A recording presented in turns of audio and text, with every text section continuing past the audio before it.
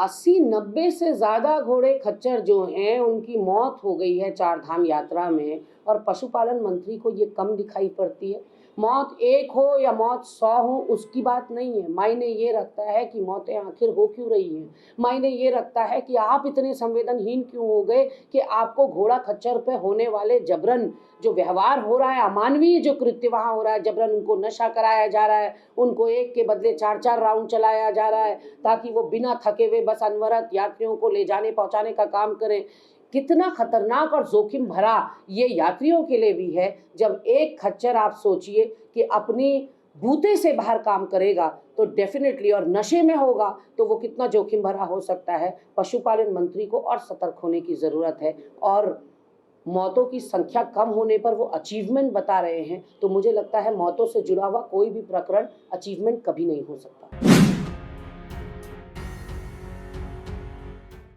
मैं कल एक डिबेट चैनल में थी, उसमें वकील जितेंद्र रावत भी थे और अंकिता के माता पिता भी थे, और बहुत ही पीड़ा हुई माता पिता की आप बीती सुनकर भी।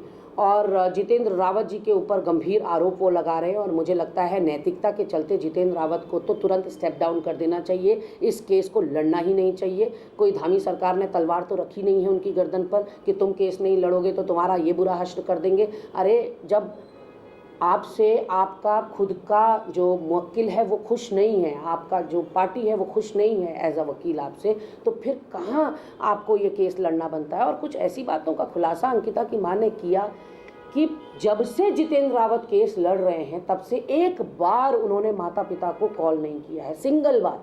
और सांत्वना देना तो दूर की बात, केस जीत जाएंगे, आपकी लड़की को न्याय दिलाएंगे, इस तरह की सांत्वना देना तो दूर की बात। उन्होंने कहा इन्होंने पलट के फ़ोन नहीं किया, ये सिंप्लीफाई करके हमको जजमेंट नहीं बताते। एक वकील का काम क्या होता है, बहुत क्लिष्ट भाषा इस्तेमाल होती है न्यायालय में। वो गरीब माँ बाप हैं, अनपढ़ माँ बाप हैं, उनको सिंप्लीफाई करके बताया जाना चाहिए था हर तारीख के बाद कि आज कोर्ट में ये हुआ और अगली तारीख में ये गवाह रहेंगे। वो कह रही ना मुझे गवाहों का पता चलता है, ना मुझे केस के जजमेंट का पता चलता है। तो ये कैसा वकील है जो अपनी पार्टी से संपर्क करने के बजाय दूसरी पार्टी में ज़्यादा इंटरेस्ट ले रहा है। और तमाम गवाहों के जिस तरह से बयानात बदले हैं, जिस तरह के घटनाक्रमों में फेरबदल किया गया है, उसमें कोई भी संतुष्ट नहीं है कि जितेंद्र रावत को ये केस लड़ना चाहिए। जितेंद्र रावत उत्तराखंडी हैं, ये और शर्मसार करने वाली बात है कि उत्तराखंड की एक 19 साल की बच्ची को न्याय दिलाने के लिए जहाँ एड़ी चोटी का जोर पूरे जनता ने लगा रखा है, सामाजिक संस्थाओं ने, विपक्ष ने लगा रखा है,